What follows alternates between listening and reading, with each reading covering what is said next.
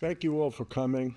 And so much has been said. Congratulations to David and Simone. I thought your comments were wonderful. And it's a hard act to follow. Those of everybody else have certainly been inspiring. I want to extend my personal thanks to Congressman Mast, if he's still here and can hear me. Thank you so much for your service. And of course, the ambassador, whose comments were truly appreciated, very inspiring, and I was really personally very appreciative of the frankness with which he expressed himself. And we were all searching for information, and feeling that we got a little of it was appreciated.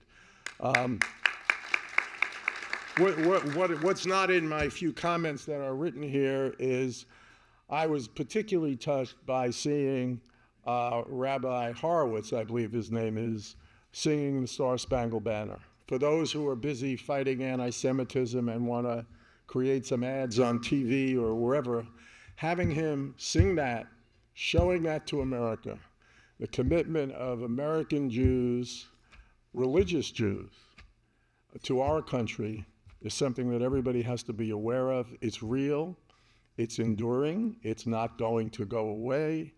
And I think it will address many people in many quarters who have their doubts about where Jews stand vis-a-vis America.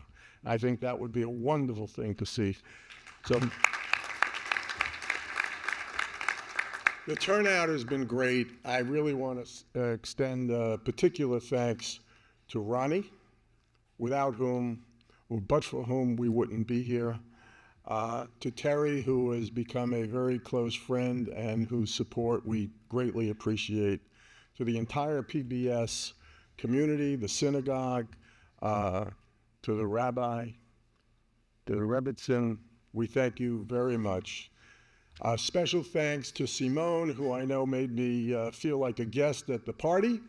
She's such an incredible force in organizing everything that it's been delighted. But like them, I wanted to say, and I've written it out, that the unstated honoree for tonight is Rabbi Shiner and the Rebbitzin, without whom PBS would not be what it is today, and without whom Karen and I would not be here tonight. His love, his leadership, his wisdom, and his learning animate PBS like no other synagogue we've attended.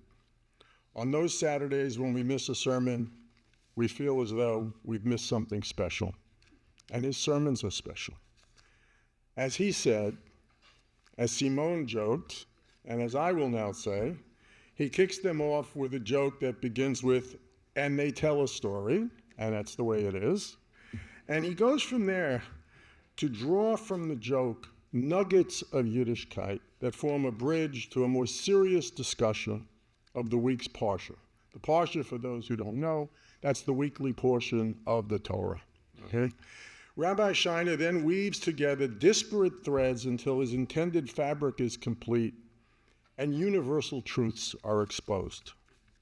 Some of you have asked me over the years, what's with the Torah reading? What's with the learning? What are you doing? I mean, why do you like it so much? And they're really quizzical. You know, they just can't get through, you know, the depth, the complexity of the Torah. And my response has been the same now for years. Some people react with interest, others dismissively. And I say to them, do you recall your best and favorite course in literature in college? Did your professor not bring to life the thoughts of some of the world's greatest thinkers and set you on a path of reflection?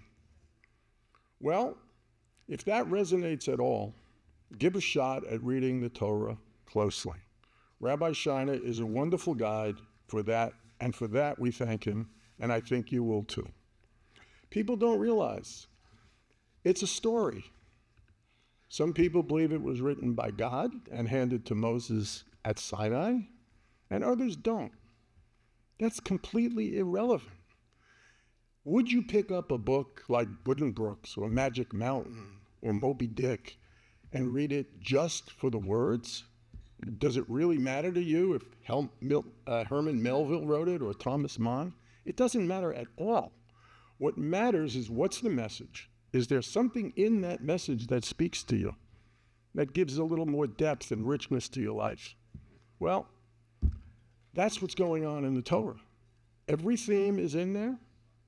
Every theme is explored backwards and forwards. The Torah has got I don't know how many books, and there are debates on it, what it all means. And that's what we're really here for. To think about things like this, to enrich our lives, to find some spiritual mission. Some of us seek such a mission. Some of us run from such a mission. But I think if you're willing to give it a shot, you'll find it extraordinarily rewarding. These are not great times at home or across the globe. We are anxious to anchor ourselves to some moral ports in the storm, in a world devoid of leaders with the courage to lead and whose values don't change with political expediency. Where are our Churchills, FDRs, Lincolns, de Gaulles, Einsteins? Tonight is a celebration of 30 years of PBS and 30 years of enlightened leadership. Fun leadership, upbeat and meaningful leadership.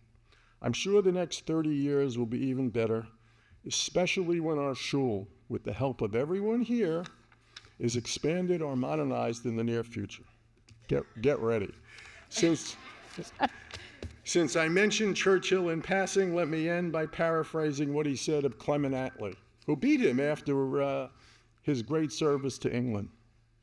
He said, and I'm paraphrasing, "Karen and I are modest people with much to be modest about. Tonight is about PBS. So thank you, and thank you for coming, and thank you for being such a warm and welcoming people."